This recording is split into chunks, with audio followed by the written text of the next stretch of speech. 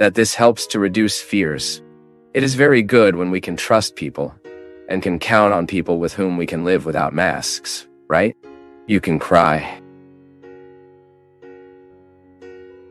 You can be sad. You can tell your mistakes, your defects. But what about my friend? It's myself, right? I am myself. As it should be so in the relationship of parents with their children, right? I have been worried so much, Father, when I see these parents who want their children to be first on the podium always, and he imagines that the child is the best person in the world, and that son begins to be afraid of it. So I have to pretend a character that I am not. I think, priest, that in the joy of being on your program, it's so good that we can find people like that, who like us as we are. That when we make a mistake, like us. When we get it right, like us. Knowing our perfections and imperfections, right? He thinks a trip is much more tasty in a train car accompanied than alone. For sure. That the worst loneliness we can face in life is when we don't have someone to share what we think and what we feel. Because you can very well be accompanied. I often say, Gabriel, that there are some women who have been sleeping with their husbands for many, many years, but they are lonely. Just as there are husbands who have also slept for many, many years with their wives and still feel lonely. Because it is too bad when you need to advance in life, whether from an effective point of view or from an intellectual point of view.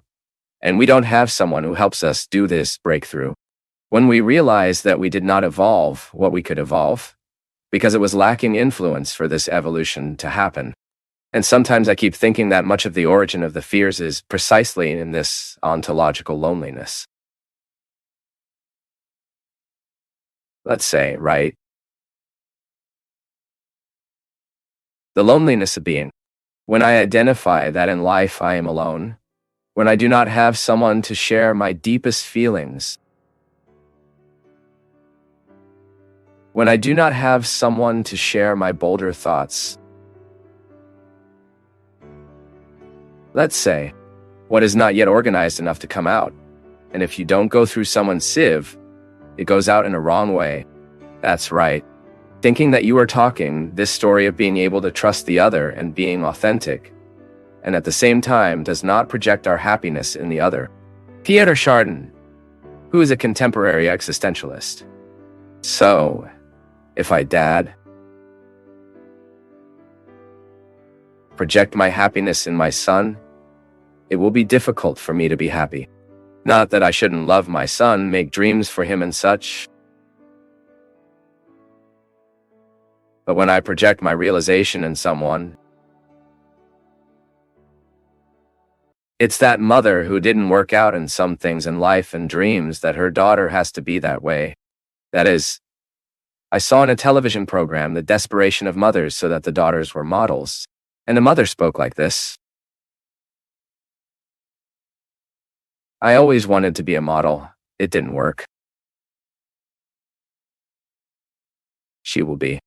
I mean, the girl has no right to want to be something because her mother projected her. So, when I project my happiness in someone, I will hardly be happy. Or something. We realize thus that in everyday life people frustrate a lot because little things go wrong. So I wanted to buy that car. It didn't work out. I wanted to make that trip. It didn't work out. Not that I can't do these things, but I think this feeling that I'm smaller than these things is very bad. Because I'm living life because of a person I have designed or something. St. Augustine. Right. When you say that beautiful prayer. Right. Oh, late. I loved you. He says of this God that he was so close and he sought so far. And I think the meaning of happiness is like that too. She is inside of us, and we are looking for far. And when we have a habit of complaining, thinking that things are bad, it's no use. You can have a castle, you can have whatever you want, you will be unhappy. Because inside you don't know yet, right? Be absent from yourself, right? When we are absent from ourselves, our search is very much out and our projections are very big. And we are unbeaten a lot at the time of projections. The meaning of the cross in the lives of all of us, believing in the redeeming power it has in our lives, and even sweeping our mindset, the often masochistic view, which we can do, even from a mistaken view of suffering.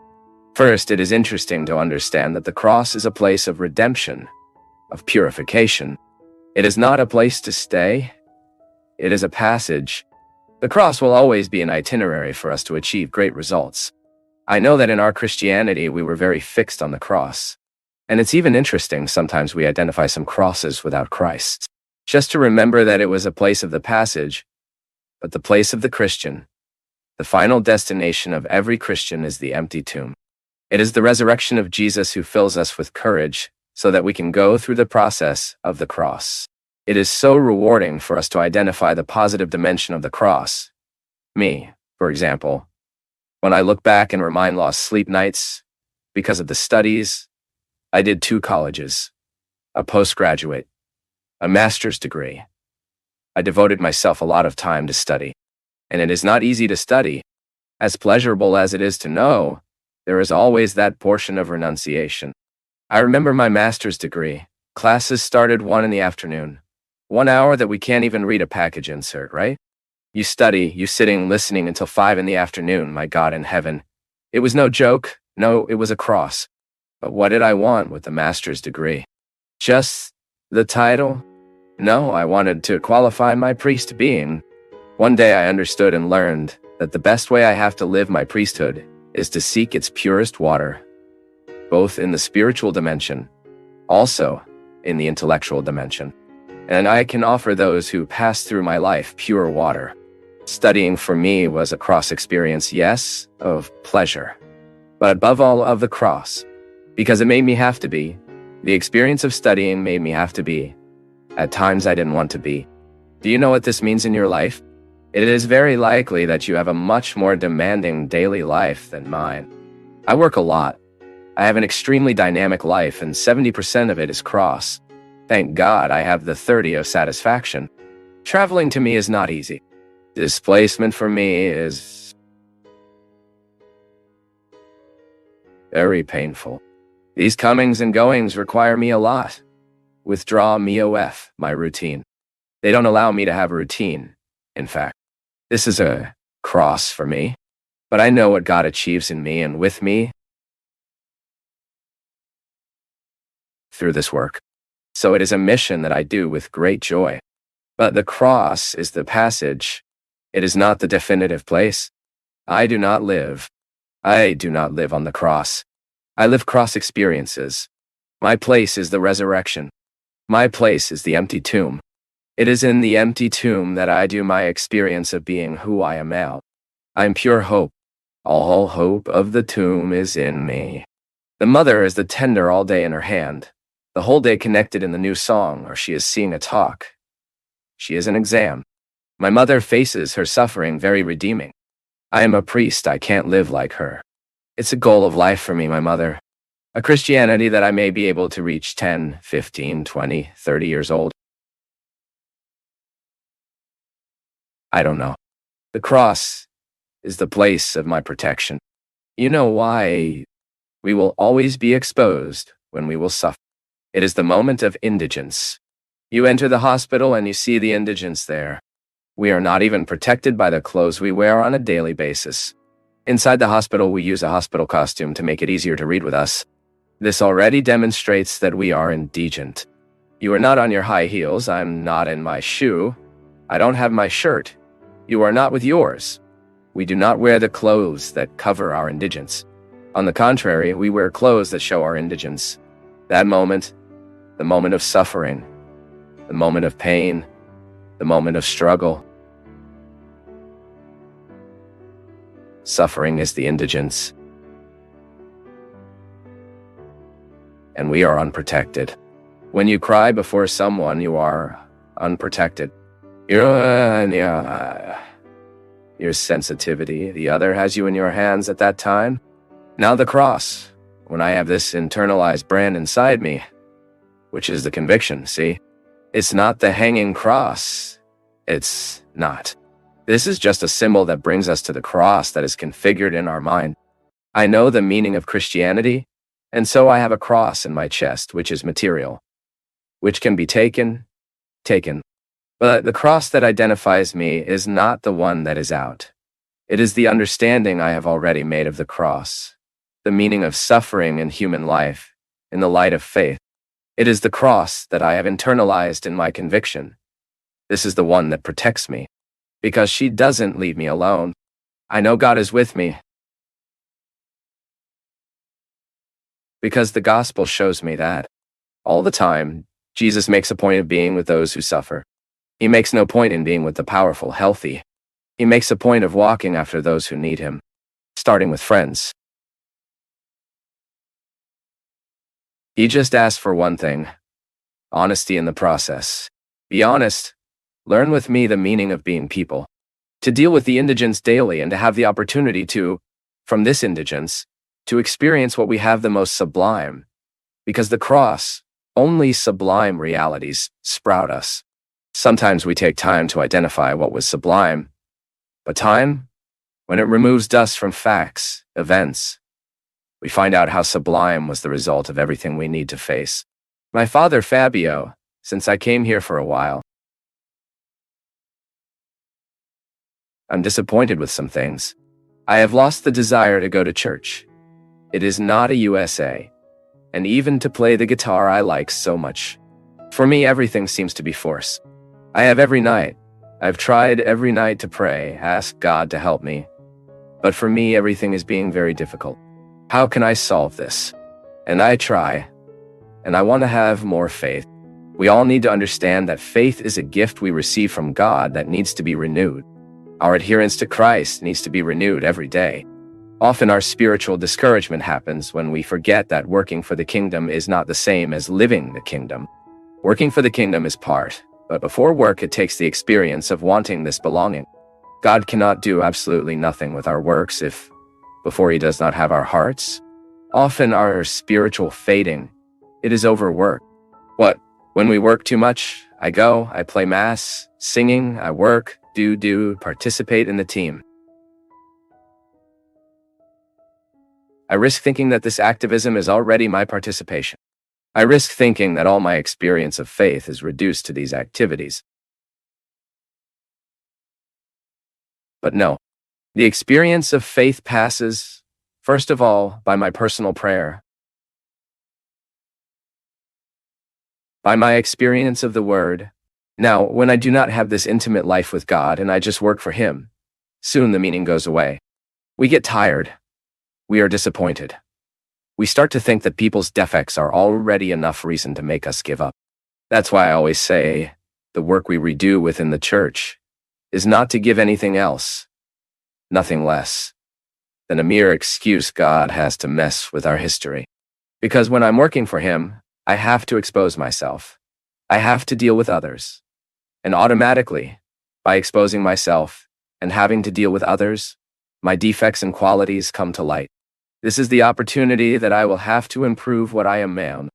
Is not true.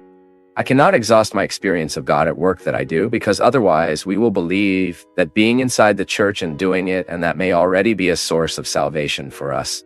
My work within the church, within the pastoral, can be an instrument of salvation.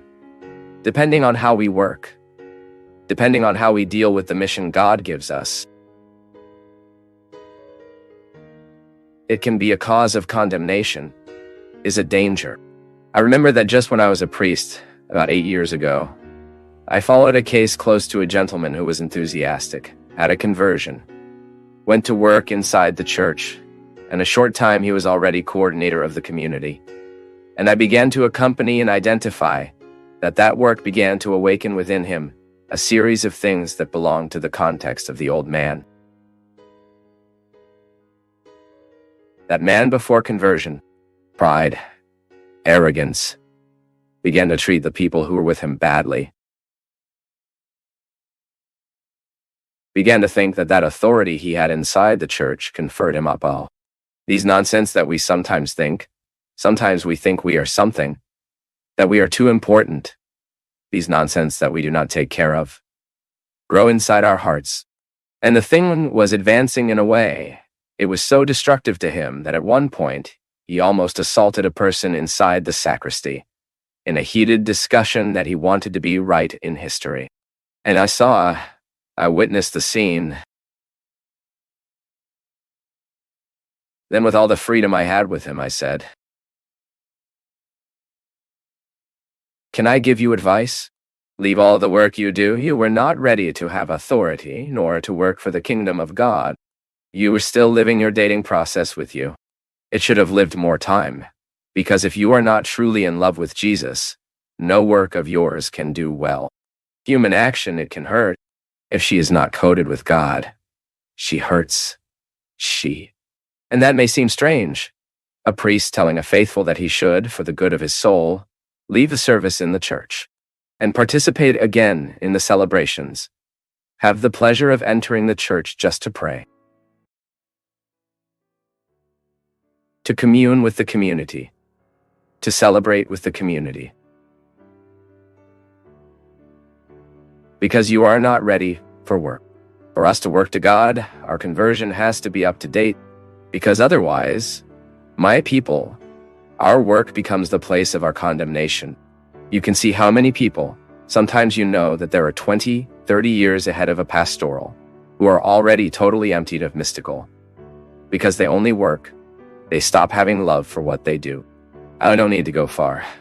No. I, as a priest, you who are a priest who watch me, be honest.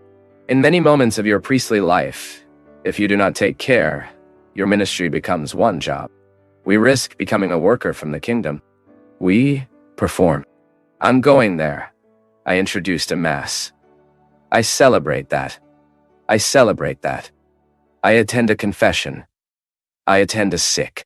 If we don't take care, our activism kills our mystical experience. Sometimes it is much better in the church. We work a little less and balance work with spiritual life. Your prayer life. Then you murder your mystical process for so much that you clung to work and the little that you did. And then we stop testifying, we stop doing well, don't we? You weigh their heart. This is the problem of our pastorals. All of our communities, I'm not afraid to make a mistake by saying this. All our communities are suffering from activism. Of the priests, the nuns, the laity.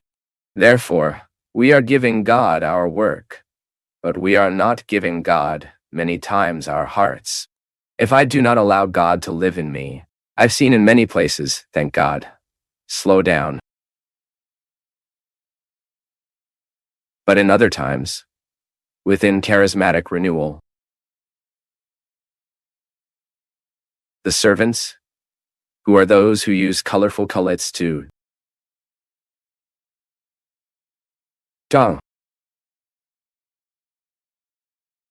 No. Holy Scripture says that true authority is in service. I have authority, and by recognizing the authority that the Lord gives me, it is to provide a service.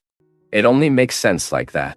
Our lives in community, my God in heaven, how dangerous we will become a group of people who live together, but have no sense at all. Life loses meaning, loses its taste, if we distance itself from the mystique that gathers us. I want to work for God. I work to God all the time, but I need that before working for God. God to work on me, because only for that the work for God has meaning. It's because when working for God, I'm giving him the opportunity he works. That's why I live. I have difficulties. That. And the moment these difficulties appear in coexistence, because we are all human, the church is human, it is a sinner. The moment these difficulties appear, that's where our Christian spirit will prevail or not. If we are Christians, if we are already evolved in this life in God, we will know how to identify our limits, cut them, and start over. Otherwise, we will die with all our flaws bear us, hurting us, and the worst, giving a terrible testimony to those who do not believe. You know that atheism in the world, it is generated precisely by us, we believe.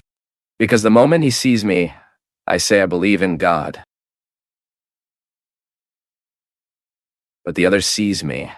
So, atheism is generated by us who believe. Now, when we are living the dynamics of this God in our history, then we will be an instrument of transformation where we are. Without arrogance, no arrogance, but with. Wow. So be careful, see? If you have been working for God for a long time, try to do this balance. So much so that you worked for him if he worked on you too. If you worked more than he worked on you, careful. It may be that your work is being an instrument of condemnation and not of salvation. Coordinator of this. Coordinator of it. Coordinator. Beware. What we'll tell in the background at the last moment is how much God coordinated you.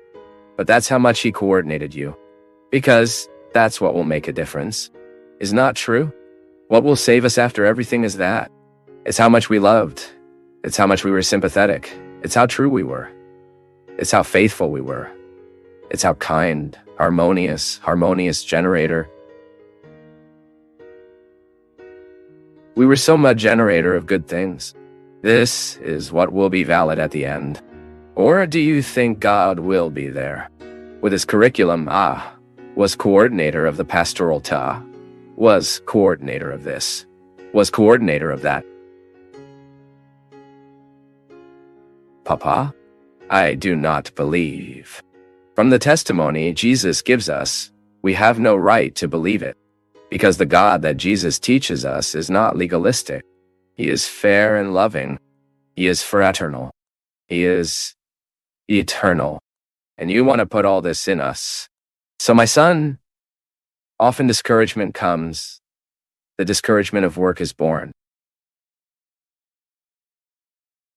Because we are no longer seeing the fruits of God in our lives.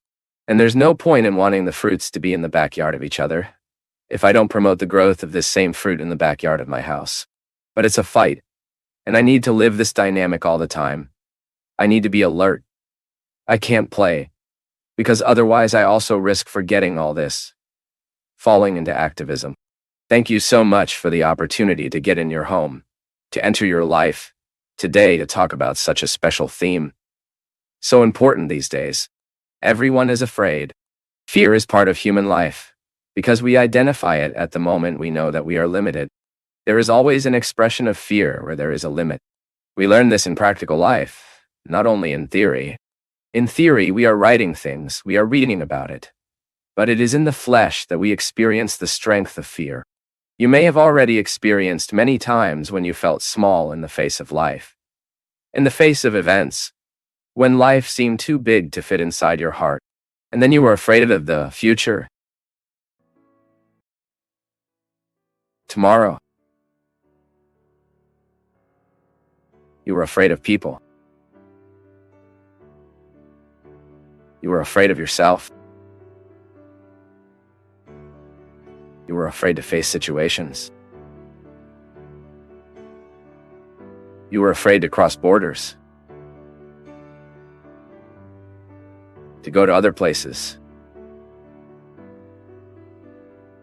To start a new Anaton. You've been afraid of a lot. You are afraid when you are going to educate your child. Fear of not doing it in a right way. Not teaching it in a right way.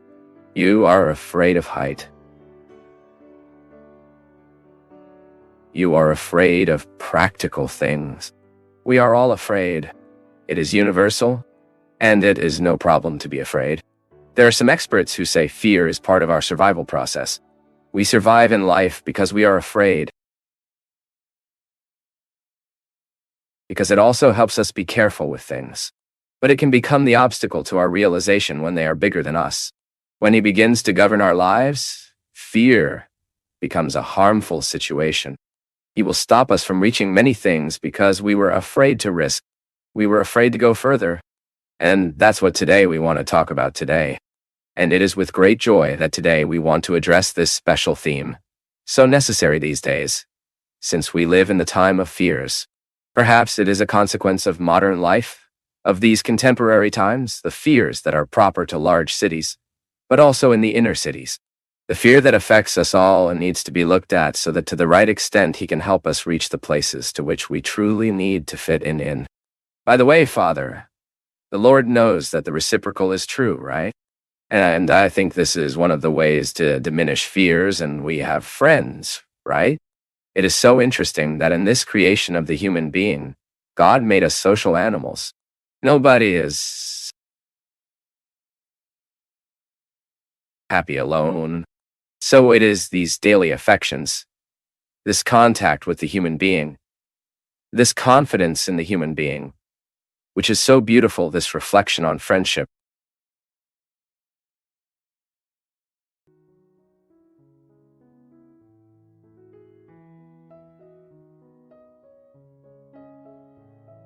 Thank you for joining us on this enlightening journey at Path of Faith. Don't forget to leave your thoughts in the comments below.